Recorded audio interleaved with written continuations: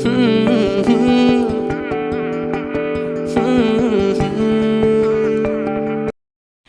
sigane ni mana leire ado ai sigana leire sidagi pochai thinna bagi ma'am do asise ai sonda kaino leirangani sina kaino chana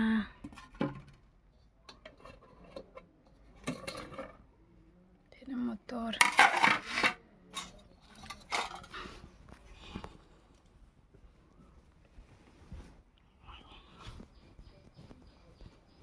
Sigana leire sabol hawai si saglai thongani ado sisina uti tawdoini aba mayam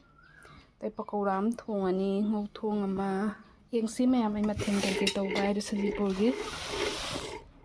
chana leire sidagi ana semna bai tarabi tawdoini me kina lapoi se khar munjen ngare sidi kaino ni so kaino tawna baini aba kaya yene Kwancha ho kana be tada gamda la pasiba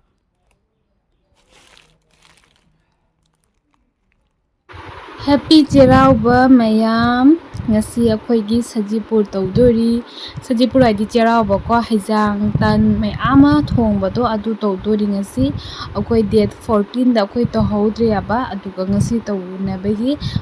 sem sa tawe do nong su kanna churi mayam yengbinasi kai kai mathel thongba aido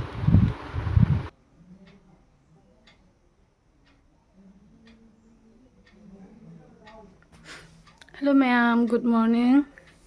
Kasi di ko sajipur nina kaino tawre isa su nungaite ba khana na ba kokse ba tawi aba ko ado akhoi di sajipur numit ko tawdre aba date 14 da akhoi tawdre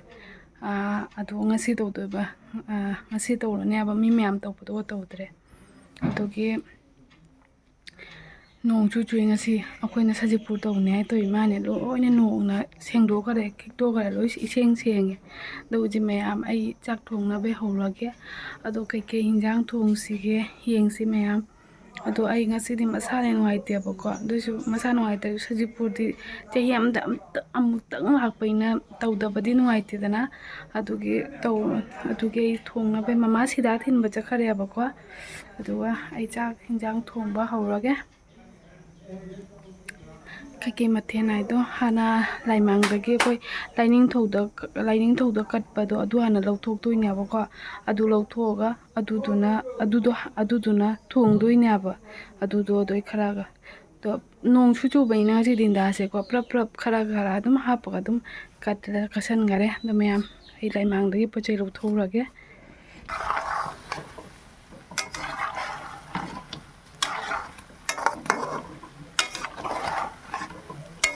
Mayam pakora hore ai pakora je phajabra mayam mobile da ubada pikpa manbani asing wai pero se kokna khi da no so kai ni bora do ke bora to ko da tapudana ma taw lai ai na na wa do hai ni to ai taliu no mayam akhoi to ni bai na hoba pakora se ingbiu pujari isai sadanandagi isai dane utti ga pakora ga jawidana kinu isai do okay mathel ai tak podo cheiraoba nu mi hinjang hauni mathel adu ge na pakora wa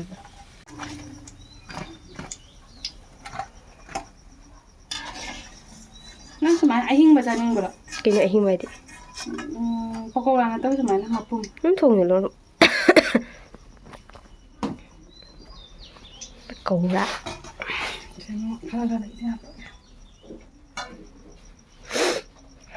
Apa sih bang Apuna?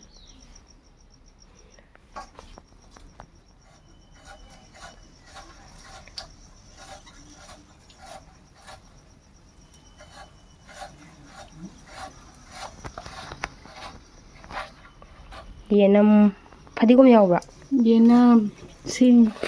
garam masala padigom gaide padigom jago man bang kara yo padigom malore mawong tare ꯕꯥꯃꯣꯟꯅ ꯀꯔꯤ ꯍꯦꯟꯗꯣꯏꯅꯣ ꯃꯥꯅꯦ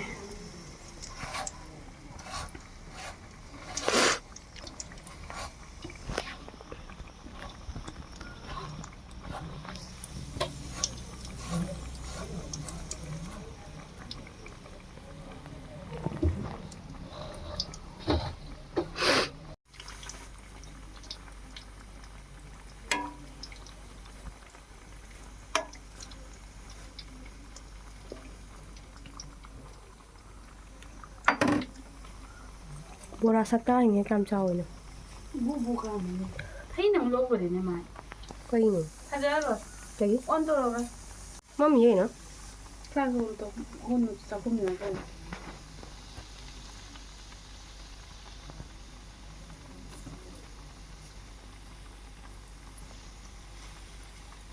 ꯕꯣꯔꯥ ꯊꯤꯠꯀꯗꯕꯅꯤ ꯐꯖꯅ ꯊꯤꯠꯂꯗꯤꯅꯦ ꯁꯤ ꯕꯨꯕꯨ ꯀꯥꯝꯃꯤꯁꯦ ꯆꯥꯎꯊꯣꯛꯆꯔꯣꯏ ꯃꯨꯟꯅ ꯌꯦꯡꯕꯤꯌꯨ ꯕꯣꯔꯥ ꯃꯁꯛꯁꯦ ꯆꯥꯕꯗ ꯍꯥꯎꯒꯗꯕ ꯃꯥꯟꯕ꯭ꯔꯥ ꯀꯃꯦꯟꯇ ꯈꯔ ꯍꯥꯏꯕꯤꯔꯛꯎ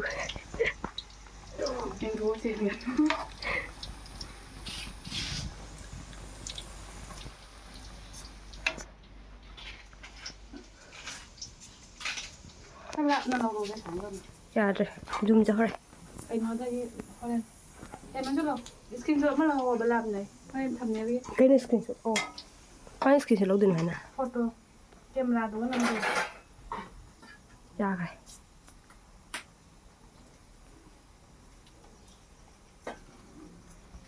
ꯁꯣꯝꯗ ꯁꯤꯅ ꯀꯩꯅꯣ ꯁꯤ ꯀꯩꯅꯣ ꯁꯤꯁꯦ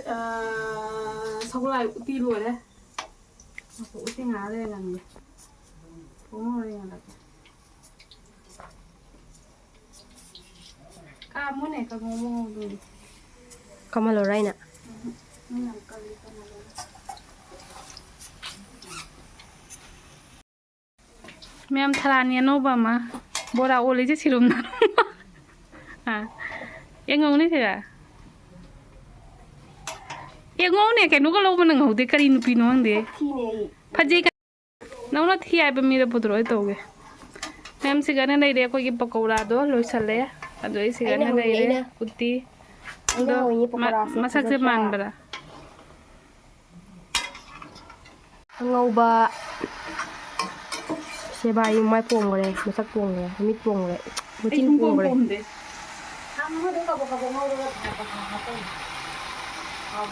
ꯑꯂꯨꯅꯦ ꯈꯥꯃꯦꯟꯅꯦ ꯀꯣꯕꯤꯅꯦ ꯆꯅꯥꯅꯦ ꯑꯗꯩ ꯀꯩ ꯀꯩꯅꯣ ꯁꯦꯕꯥꯔꯤ ꯐꯠꯇꯦ ꯁꯦꯕꯥꯔꯤ ꯐꯠꯇꯦ ꯇꯥꯏꯅꯤꯡꯗꯦ ꯃꯥꯅ ꯀꯥꯎꯊꯣꯛꯑꯒ ꯁꯤꯅ ꯎꯇꯤ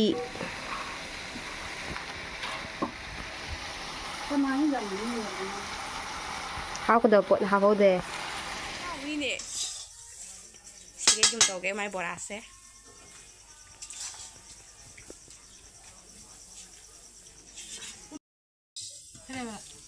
ꯎꯇꯤꯁꯨ ꯐꯖꯩ ꯁꯒꯣꯜꯍꯋꯥꯏꯗꯤ ꯈꯛꯇꯪ ꯐꯖꯍꯧꯗ꯭ꯔꯦ ꯁꯒꯣꯜꯍꯋꯥꯏ ꯂꯩꯔꯦ ꯍꯧꯖꯤꯛ ꯄꯀꯣꯔꯥ ꯊꯣꯡꯕꯒꯤ ꯁꯦꯝ ꯁꯥ ꯇꯧꯔꯤ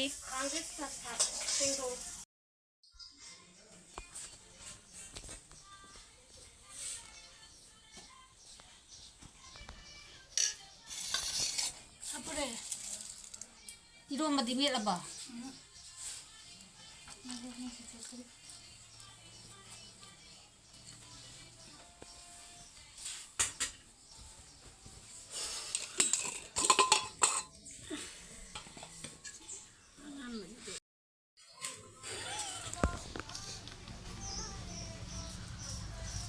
ꯀꯩꯅꯣꯅꯦ ꯃꯥꯏꯔꯦꯟꯁꯦ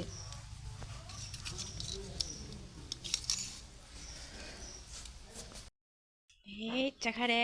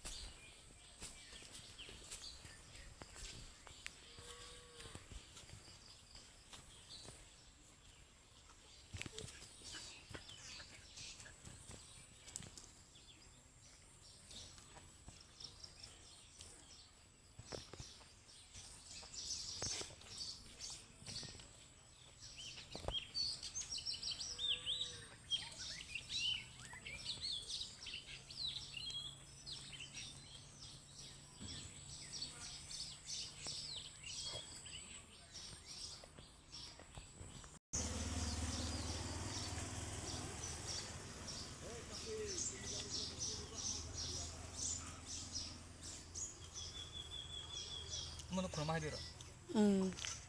ꯈꯨꯔꯨꯝꯕꯗ ꯍꯥꯏꯗꯣꯏꯅꯤ. 이신 가라 하이를 하더라. 망다 이.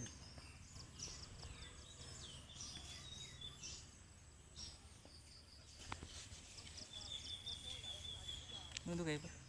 아이 강대 가야 하더니 그런마다 하더니. 이거 오기도 가겠네. 군이.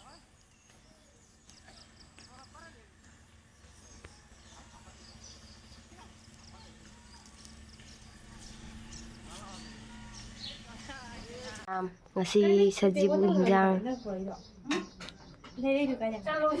uti am leire amit pi am leire sida hi kai hinjang na ton bale uti na si uti ni dana oh sorry si kai no ni kai kori sagla hai si uti leire akhaba leire amit pa angan ba leire chak leire pakora thong ma kai no do pakora thong ma khang de ka pura khang de le mo ya na thilu ge do yak te pakora thong ba angopa mathai yame akoi hojik khinba chatlani ana khula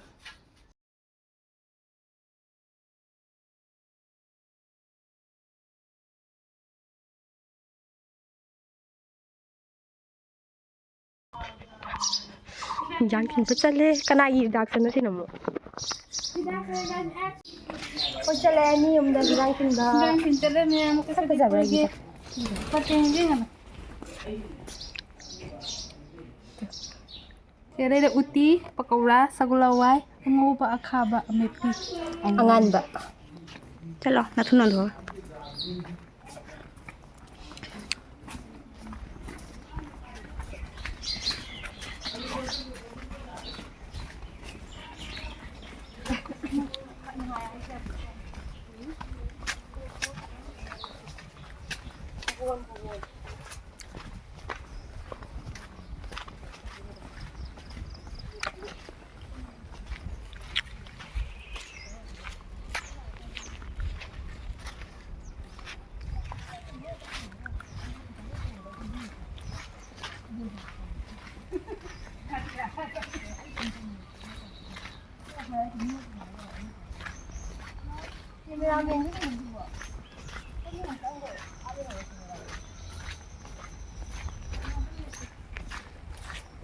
Maya makoi do cha na biu cha ni kha de uda ba ma ko ti la la ko de uda te do hilu ko de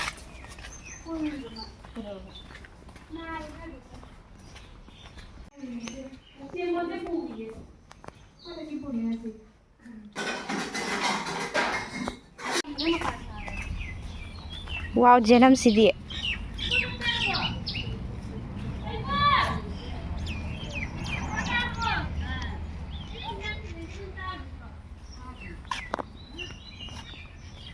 jenam di faja thare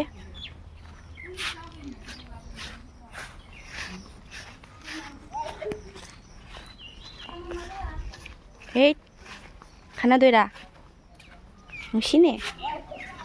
meow meow tobino jamba tobino aya kayu ni manung de ka khongai ni sidi masang nusiraga hinchabi main tawini ai ai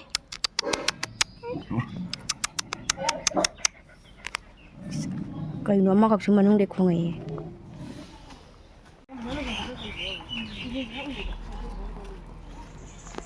nona thun ka pakana de lei kap ke phajitra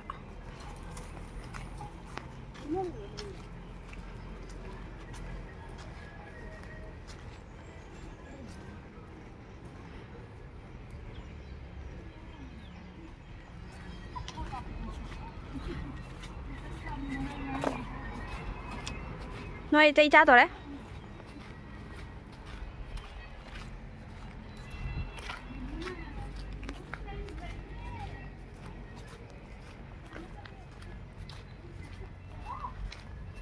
bây giờ cái này ngon bớt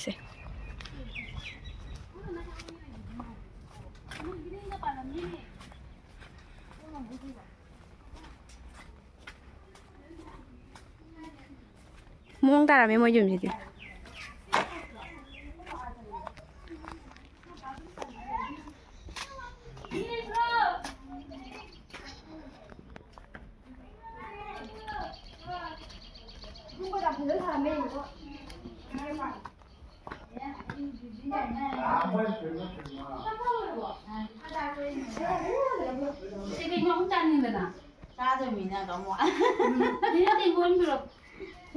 ꯃꯣꯏ ꯆꯥꯛ ꯇꯣꯛꯂꯝꯃꯦ ꯅꯨꯡꯗꯥꯡꯒꯤ ꯊꯝꯃꯣ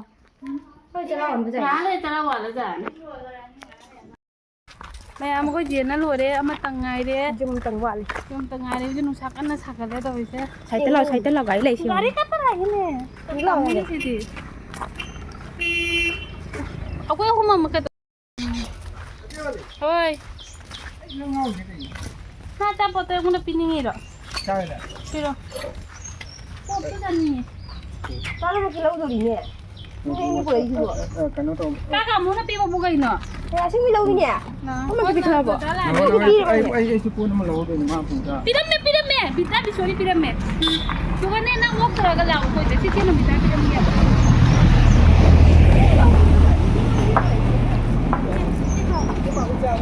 ꯃꯥꯅꯤꯅꯦ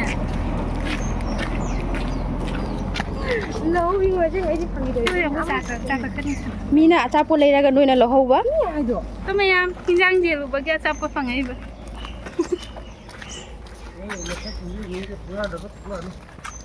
ꯃꯌꯥꯝ ꯑꯗꯨꯏ ꯄꯥꯈꯪ ꯑꯔꯤꯕꯁꯤ ꯅꯨꯄꯤ ꯐꯪꯗꯅ ꯉꯥꯏ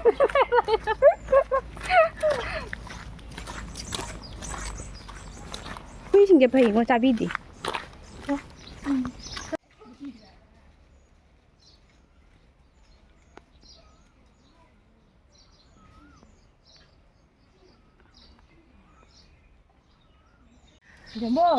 ꯀꯥꯂꯤꯅꯒꯣꯔꯒꯤ ꯂꯧꯕꯨꯛꯅꯤ ꯑꯌꯨꯛ ꯉꯟꯇꯥꯗ ꯅꯣꯡ ꯆꯨꯈꯤꯕꯒꯤ ꯍꯧꯖꯤꯛ ꯈꯛꯇ ꯅꯨꯡꯁꯥ ꯁꯥꯗꯣꯔꯛꯄꯒꯤ ꯚ꯭ꯌꯨꯁꯦ ꯌꯥꯝ ꯐꯖꯩ ꯀꯅꯥꯅꯣ ꯍꯥꯏ ꯇꯧꯔꯛꯏꯁꯤꯕꯣ ꯏꯃꯩ ꯁꯛꯇꯥꯁꯤ ꯇꯣꯠꯂꯨ ꯐꯖꯅ ꯇꯣꯠꯂꯨ ꯑꯩ ꯑꯇꯥ ꯇꯣꯠꯀꯦ ꯑꯩꯈꯣꯏ ꯃꯥꯏ ꯃꯆꯥꯛꯁꯦ ꯎꯔꯧꯔ ꯀꯩ ꯈꯤꯔ ꯍꯣꯏ ꯑꯣꯏꯔꯔꯣꯏ ꯑꯩ ꯆꯍꯤ ꯈꯨꯗꯤꯡ ꯁꯪꯒꯣꯝ ꯈꯤꯔꯤ ꯍꯧꯗ꯭ꯔ ꯍꯧꯔꯤ ꯁꯥꯏꯀꯜ ꯇꯧꯔꯒ ꯁꯥꯏꯀꯜ ꯇꯧꯔ ꯆꯠꯂꯨ ꯀꯥꯏꯅ ꯀꯅꯥꯗꯅꯣ ꯆꯠꯂꯨ ꯍꯥꯏꯗꯣ ꯑꯩ ꯁꯥꯏꯀꯜ ꯊꯧ ꯍꯩꯇ꯭ꯔꯦ ꯑꯩ ꯁꯥꯕꯗ ꯄꯦꯇ꯭ꯔꯣꯜꯗ ꯄꯨꯊꯣꯔꯛꯑ ꯈꯜꯂꯤ ꯑꯗꯨꯐꯥꯎꯗꯤ ꯁꯥꯎꯔꯣꯏꯗꯦ ꯈꯤꯔ ꯍꯧꯅꯤ ꯍꯥꯏꯅ ꯈꯪꯉꯗꯤ ꯑꯩ ꯊꯛꯅꯤꯡꯉꯤ ꯏꯃꯥꯅ ꯇꯛꯈꯥꯏꯒꯤꯅꯦ ꯆꯍꯤ ꯈꯨꯗꯤꯡꯒꯤ ꯈꯤꯔ ꯍꯧꯔꯤꯗꯨꯕꯨ ꯁꯪꯒꯣꯝ ꯇꯣꯠꯄꯗꯨꯗ ꯎꯔꯖꯥꯕ꯭ꯔꯥ ꯃꯃꯥꯏꯗꯤ ꯑꯣꯟꯗ꯭ꯔꯒ ꯎꯍꯜꯂꯦ ꯉꯁꯥꯏ ꯍꯤꯒꯠꯄ ꯀꯥꯏ ꯑꯣꯔꯤꯕ ꯍꯤꯒꯠꯄ ꯑꯗꯨ ꯍꯤꯒꯠꯄ ꯀꯝ ꯍꯦꯟꯒꯦ ꯑꯃꯨꯛ ꯑꯃ ꯀꯥꯏ ꯆꯠꯂꯨꯒꯦ ꯔꯥꯁꯤ ꯂꯩꯕꯤ ꯄꯩꯁꯥ ꯊꯣꯝꯃꯤ ꯃꯤ ꯑꯣꯏꯗ ꯄꯥꯇꯉꯥꯅꯨ ꯑꯃꯨꯛ ꯑꯩꯅ ꯍꯧꯕ ꯇꯟ ꯍꯥꯎꯏ ꯑꯩꯅ ꯃꯤ ꯅꯪ ꯆꯥꯗꯕ ꯇꯣꯏꯅꯤ ꯉꯁꯥꯏꯗꯤ ꯑꯃꯨꯛ ꯕꯣꯔꯥꯗꯣ ꯍꯥꯎꯔꯣꯏ ꯍꯥꯏꯅ ꯂꯥꯁꯇ ꯍꯥꯎꯔꯝꯃꯤꯗꯧꯔꯕ ꯕꯣꯔꯥꯗꯨ ꯉꯥꯏ ꯐꯩ ꯉꯥꯏ ꯕꯣꯔꯥꯗꯨꯒꯤ ꯐꯤꯗꯕꯦꯛ ꯄꯤꯔꯛꯑꯣ ꯕꯣꯔꯥꯗ ꯍꯥꯎꯔꯤꯑꯕ ꯑꯗꯨ ꯂꯣꯏꯅ ꯆꯥꯒ ꯅꯣꯏ ꯃꯉꯥꯗꯨꯒ ꯑꯅꯤ ꯈꯛꯇꯅꯦ ꯆꯥꯔꯤꯕꯩ ꯑꯍꯥꯟꯕꯗꯤ ꯑꯩꯈꯣꯏꯅ ꯍꯥꯏꯖꯔꯤꯅꯤ ꯆꯥꯎ ꯆꯥꯎ ꯍꯥꯏꯅ ꯑꯗꯨ ꯑꯩꯅ ꯀ꯭ꯋꯥ ꯆꯥꯕꯗꯨꯒ ꯈꯟꯕꯗ ꯀ꯭ꯋꯥ ꯆꯥꯕꯗꯨꯒ ꯑꯗꯨ ꯑꯅꯤꯈꯛ ꯆꯥꯕ ꯊꯃꯣꯏ ꯆꯥ ꯍꯥꯎꯋꯦ ꯑꯗꯨ ꯃꯉꯥꯗ ꯂꯣꯏꯊꯣꯛꯀꯦ ꯍꯥꯏꯕꯗ ꯑꯗꯨꯗꯤ ꯇꯧ ꯅꯨꯡꯉꯥꯏ ꯑꯗꯨꯗꯤ ꯅꯨꯡꯉꯥꯏꯕ꯭ꯔꯥ ꯑꯗꯨꯗꯤ ꯑꯩꯈꯣꯏ ꯍꯣꯔꯦꯟ ꯆꯥꯅꯦ ꯁꯪꯒꯣꯝ ꯅꯝꯅ ꯂꯣꯜꯂꯅꯤꯗꯅ ꯑꯗꯩ ꯕꯣꯔꯥꯗꯨꯒ ꯆꯥꯗꯨꯒ ꯊꯛꯇꯣꯏꯕ ꯆꯥꯗꯤ ꯊꯛꯇ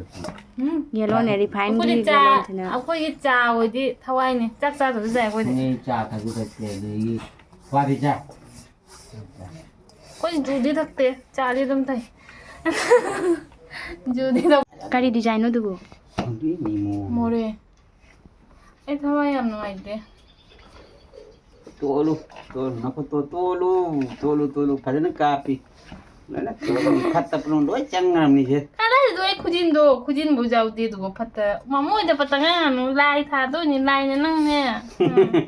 ꯅꯨꯡꯗꯥꯡꯗ ꯃꯪꯗ ꯂꯥꯛꯆꯅꯤ ꯍꯟꯗꯛ ꯐꯖꯅ ꯑꯃꯅ ꯀꯥꯞꯄꯤ ꯅꯪ ꯈꯨꯗꯣꯞꯄꯥꯎ ꯂꯣꯏ ꯎꯏ ꯃꯃꯥꯏꯗꯁꯨ ꯀꯥꯞꯄꯨꯅꯦ ꯀꯅꯥꯅ ꯇꯣꯜꯂꯤꯗꯣ ꯃꯃꯥꯏꯁꯨ ꯀꯥꯞꯄꯨꯅꯤ ꯈꯪꯉꯦ ꯃꯃꯥꯏꯗ ꯊꯥꯡꯒꯠꯂꯨꯅ ꯃꯈꯣꯡꯅ ꯌꯥꯕ꯭ꯔꯅ ꯃꯅꯤꯡꯒꯤ ꯕꯦꯛꯒ꯭ꯔꯥꯎꯟꯁꯦ ꯅꯨꯡꯉꯥꯏꯇꯦꯕ ꯑꯗꯨꯒꯤꯅꯦꯕ ꯀꯩ ꯃꯅꯤ ꯕꯦꯔꯥ ꯀꯩꯗꯧꯔꯒꯦꯅꯦ ꯑꯩꯈꯣꯏ ꯌꯨꯝ ꯁꯥꯗꯦ ꯀꯅꯥ ꯈꯪꯄꯣꯠꯇꯦ ꯑꯩꯈꯣꯏ ꯌꯨꯝ ꯁꯥꯗ꯭ꯔꯤꯌꯦ ꯁꯖꯤꯕꯨꯒꯤ ꯋꯥꯔꯤ ꯂꯣꯏꯗꯤ ꯅꯪ ꯀꯩꯅꯣꯅꯦ ꯅꯪ ꯐꯂꯛ ꯆꯈꯤꯗ ꯇꯣꯂꯨ ꯅꯪ ꯖꯨꯋꯥ ꯁꯥꯟꯅꯕꯩ ꯋꯥꯔꯤ ꯅꯠꯇꯦ ꯑꯩꯅ ꯍꯪꯉꯤꯁꯦ ꯇꯥꯞꯄꯗ ꯄꯨꯊꯣꯛꯀꯦ ꯁꯤꯁꯦ ꯑꯗꯨ ꯃꯤ ꯑꯃꯅꯦ ꯈꯟꯅ ꯅꯪ ꯀꯥ ꯌꯨꯝꯗ꯭ꯔꯣ ꯃꯤꯗꯣ ꯀꯅꯥꯅꯣ ꯀꯥꯏꯗ ꯈꯇꯪ ꯂꯥꯛꯀꯦ ꯑꯩ ꯁꯥꯟꯅꯕꯗꯤ ꯁꯥꯟꯅꯔ ꯈꯇꯪ ꯂꯥꯛꯀꯦꯅ ꯀꯩꯗ ꯑꯩꯈꯣꯏꯅ ꯎꯍꯜꯂꯤꯗ ꯈꯇꯪ ꯂꯥꯛꯀꯦ ꯃꯌꯥꯝ ꯑꯩ ꯅꯨꯡꯊꯤꯟꯒꯤ ꯍꯧꯖꯤꯛ ꯀꯟꯍꯧꯕ ꯍꯧꯔꯦ ꯑꯗꯣ ꯑꯁꯤ ꯁꯨꯖꯤꯒ ꯖꯨꯕꯤꯒ ꯇꯟꯒ ꯑꯃ ꯍꯧꯔꯅꯤ ꯆꯥꯍꯧ ꯆꯦꯡꯗꯣ ꯇꯛꯑꯒ ꯇꯧꯔꯅꯤ ꯑꯗꯣ ꯁꯪꯒꯣꯝꯒꯤꯔꯤ ꯑꯃ ꯍꯧꯒꯗꯣꯏꯅꯦꯕ ꯑꯗꯣ ꯀꯃꯥꯏꯅꯅꯦ ꯁꯪꯒꯣꯝꯒꯤꯔꯤꯒꯤ ꯆꯦꯡꯗꯣ ꯂꯣꯏꯅ ꯍꯦꯛ ꯇꯛꯈꯥꯏ ꯊꯝꯕꯤꯔꯝꯃꯦ ꯑꯗꯣ ꯆꯦꯡꯗꯣ ꯂꯩꯔꯝꯗ꯭ꯔꯦ ꯍꯧꯖꯤꯛ ꯑꯩꯅ ꯁꯪꯒꯣꯝ ꯀꯤꯁꯃꯤꯁ ꯀꯩ ꯀꯔꯥꯗꯤ ꯂꯩꯔꯨꯔꯦ ꯑꯗꯣ ꯁꯪꯒꯣꯝꯒꯤꯔꯤꯁꯦ ꯑꯩꯗꯤ ꯆꯍꯤ ꯈꯨꯗꯤꯡꯒꯤ ꯁꯪꯒꯣꯝꯒꯤꯔꯤꯁꯦ ꯍꯧꯋꯦꯕ ꯑꯗꯣ ꯍꯟꯗꯛꯀꯤꯁꯦ ꯈꯪꯗꯦ ꯍꯟꯗꯛꯀꯤꯁꯦ ꯂꯥꯏꯅ ꯑꯩꯒꯤ ꯁꯪꯒꯣꯝꯒꯤꯔꯤ ꯆꯥꯅꯤꯡꯗꯦ ꯍꯥꯏꯅ ꯈꯪꯗ꯭ꯔꯦꯗ ꯑꯗꯨꯒꯨꯝꯕ ꯑꯣꯏꯔꯝꯃꯅꯤ ꯑꯗꯣ ꯂꯧꯕ ꯆꯠꯄꯗꯤ ꯌꯥꯏꯕ ꯑꯗꯣ ꯀꯅꯥꯝ ꯆꯠꯅꯤꯡꯗꯦꯕ ꯆꯦꯡꯗꯣ ꯑꯗꯣ ꯂꯥꯏꯅ ꯆꯥꯅꯤꯡꯗ꯭ꯔꯤꯔ ꯃꯤꯅ ꯆꯥꯅꯤꯡꯗ꯭ꯔꯤꯔ ꯑꯗꯣ ꯍꯧꯖꯤꯛꯐꯥꯎ ꯃꯇꯝ ꯂꯩꯔꯤ ꯍꯧꯖꯤꯛ ꯆꯦꯡꯗꯣ ꯃꯊꯟꯇ ꯂꯥꯛꯄ ꯇꯥꯔꯗꯤ ꯂꯥꯏꯅ ꯆꯥꯅꯤꯡꯉꯦ ꯑꯗꯣ ꯆꯦꯡꯗꯣ ꯂꯥꯛꯇꯕ ꯇꯥꯔꯗꯤ ꯂꯥꯏꯅ ꯆꯥꯅꯤꯡꯗ꯭ꯔꯦ ꯃꯤꯅ ꯇꯜꯂꯀꯥꯟꯗ ꯂꯥꯏꯗ ꯇꯥꯏꯅꯕ ꯍꯥꯏꯗꯣ ꯁꯤ ꯀꯧꯏ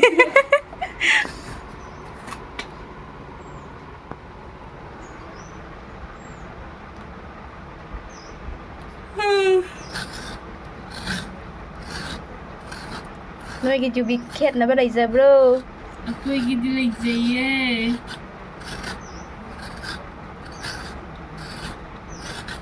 ꯑꯩꯅ ꯀꯔꯤꯕ ꯖꯨꯕꯤꯁꯨ ꯍꯥꯞꯄꯒꯅꯦ ꯈꯔ ꯁꯋꯥꯏ ꯑꯩꯈꯣꯏꯒꯤ ꯍꯧꯔ ꯆꯥꯔꯁꯤꯔ ꯑꯩꯈꯣꯏ ꯁꯤꯅ ꯆꯥꯛꯍꯥꯎ ꯇꯟ ꯍꯧꯕꯒꯤ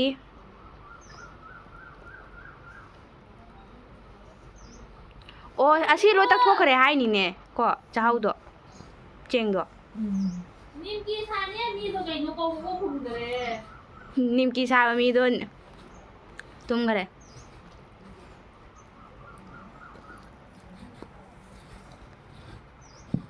ꯑꯩꯗꯤ ꯈꯜꯂꯤ ꯐꯣꯂꯥ ꯇꯣꯠꯂꯤ ꯃꯥꯜꯂꯦꯅ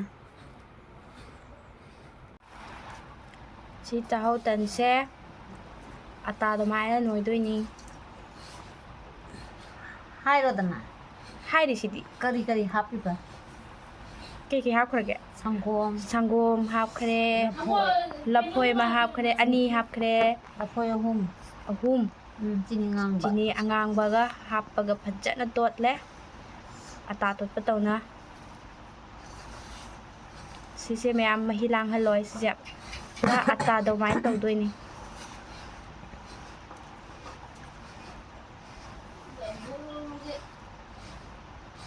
ꯅꯪ ꯆꯥꯡꯄꯣꯛ ꯂꯧꯗꯣꯏꯔꯣ ꯀꯩꯗ ꯇꯝꯃꯛꯇꯣꯔꯤꯒꯦ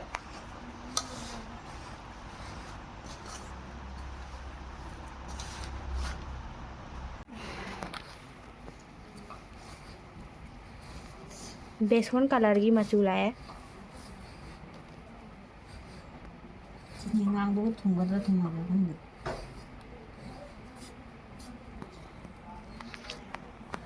ओके लेट्स गो तरमुस मुख खाइरसी थांग सिमा लौरगे पुखंग अमा थांदरगे दुबु पुखम दोर मथक्ता लेरमद्रे सिगा लेरमे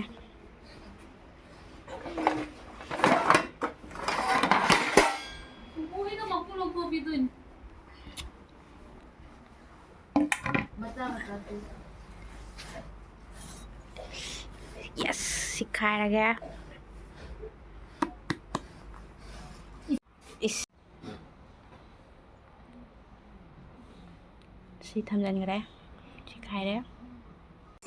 ꯁꯤ ꯑꯇꯥꯁꯦ ꯇꯛꯄꯗ ꯈꯪꯉꯕ ꯑꯩꯈꯣꯏꯒꯤ ꯀꯩꯅꯣꯒꯤ ꯐꯥꯟꯗꯣ ꯑꯇꯥ ꯇꯛꯄꯩ ꯐꯥꯟꯗꯣ ꯃꯥꯏꯕꯦꯜꯒꯤꯅꯤꯀꯣ ꯃꯥꯏꯕꯦꯜꯒꯤꯗꯣ ꯃꯌꯥꯏ ꯇꯪꯈꯥꯏ ꯇꯥꯈꯔꯦ ꯁꯤ ꯑꯩꯅ ꯀꯜꯂꯤꯔꯥ ꯑꯇꯥꯁꯤꯅ ꯀꯜꯂꯤꯔꯥ ꯈꯪꯗꯦ ꯑꯗꯨꯒꯤ काय चकरे ꯊꯝꯒꯔꯦꯗꯅ ꯇꯪꯈꯥꯏ ꯑꯅꯤꯗꯣꯅ नजीक सिगा तई उपाय लेते मी खरंच पुखमला तोपणी होय ꯂꯩꯇꯗꯤ ꯂꯩꯇꯕꯗꯣ ꯂꯩ ꯑꯃꯈꯛ ꯏꯅꯦꯝ ꯅꯦꯝꯃꯤ ꯅꯨꯡꯉꯥꯏꯇꯦ ꯆꯠꯄ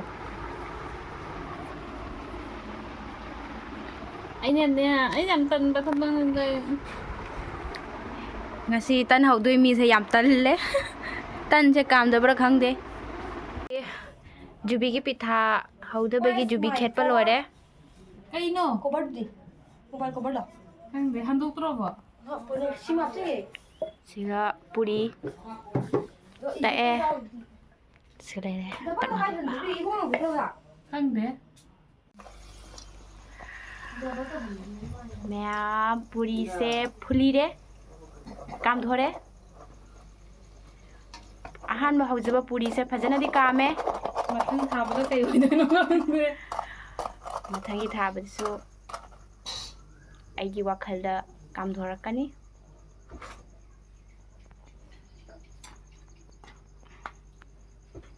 ꯌꯦꯡꯕ ꯇꯥꯕꯅꯤ ꯃꯌꯥꯝ ꯌꯦꯡꯃꯤꯟꯅꯁꯤ ꯀꯔꯤ ꯃꯥꯜꯂꯤ ꯃꯌꯥꯝ ꯀꯥꯝꯗꯣꯔꯦ ꯀꯥꯃꯣ ꯈꯇꯪ ꯋꯥꯠꯂꯦ ꯁꯤꯃ ꯈꯔ ꯋꯥꯠꯈ꯭ꯔꯦ ꯑꯩꯈꯣꯏꯒꯤ ꯇꯟꯗ ꯄꯨꯕ ꯍꯥꯏꯗꯣ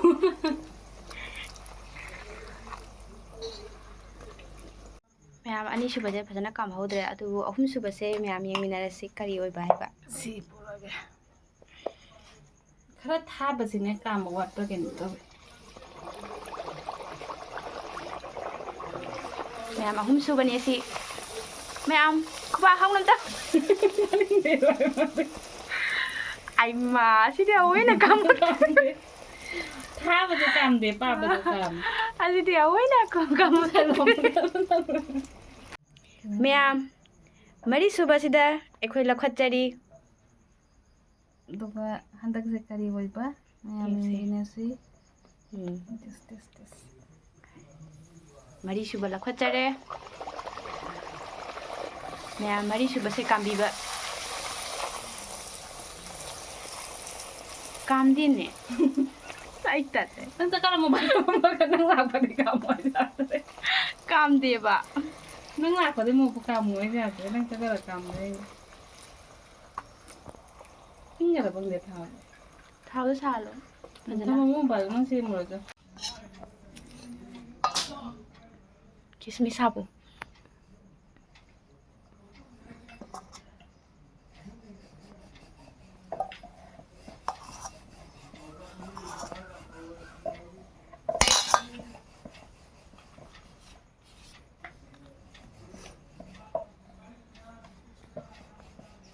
ꯅꯝꯃꯨ ꯐꯖꯅ ꯑꯝꯇꯪ ꯅꯝꯃꯤꯌꯦ ꯑꯁꯦꯡꯕꯒꯤꯉꯣ ꯕꯨꯏꯗ ꯊꯤꯕꯒ ꯀꯥꯝꯃꯤ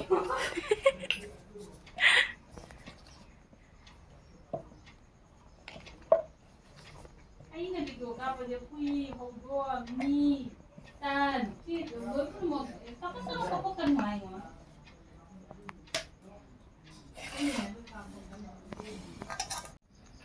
ꯇꯔꯨꯛ ꯁꯨꯕ ꯂꯧꯈꯠꯆꯔꯤ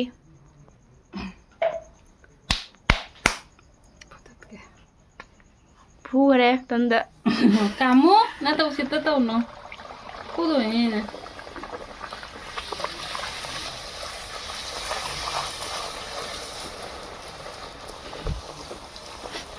ꯅꯪꯒꯤ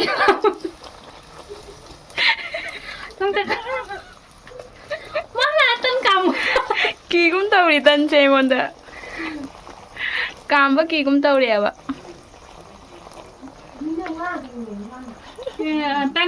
tăn một cái nâng nâng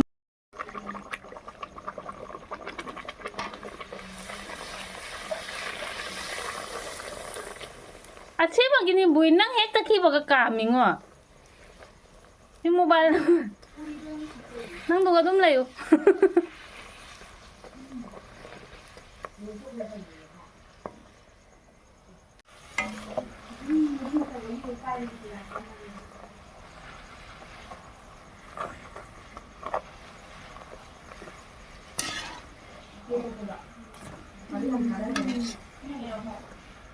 ꯍꯥ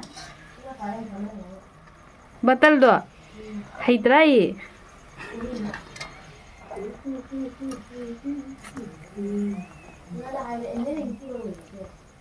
này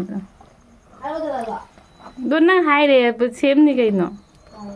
ôi nó tàu tàu bay qua nhìn ta phải đi cái xem mấy mấy mà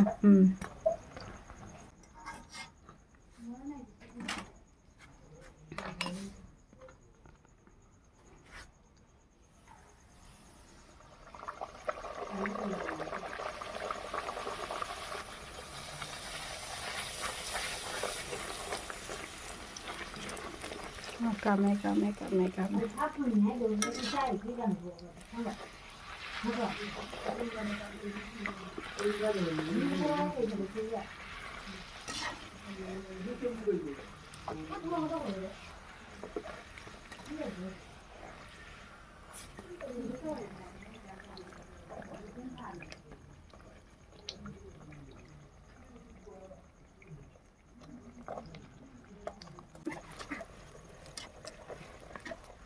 Mata lagi jokin mau mana kan ngawin.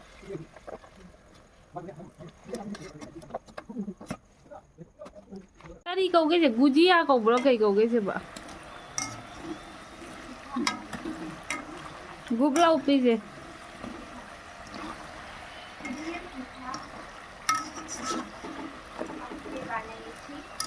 Nanu pa to hangam ka dane.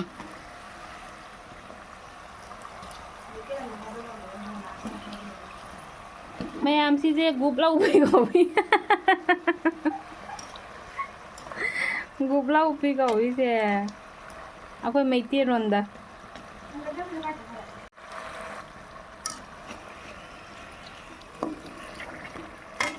Mana jauh nang munda je.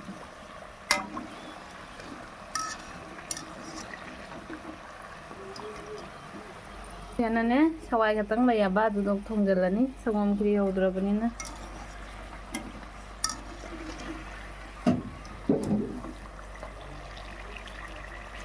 सीधे साधे सारा सौदा सीधा सीधा होना जी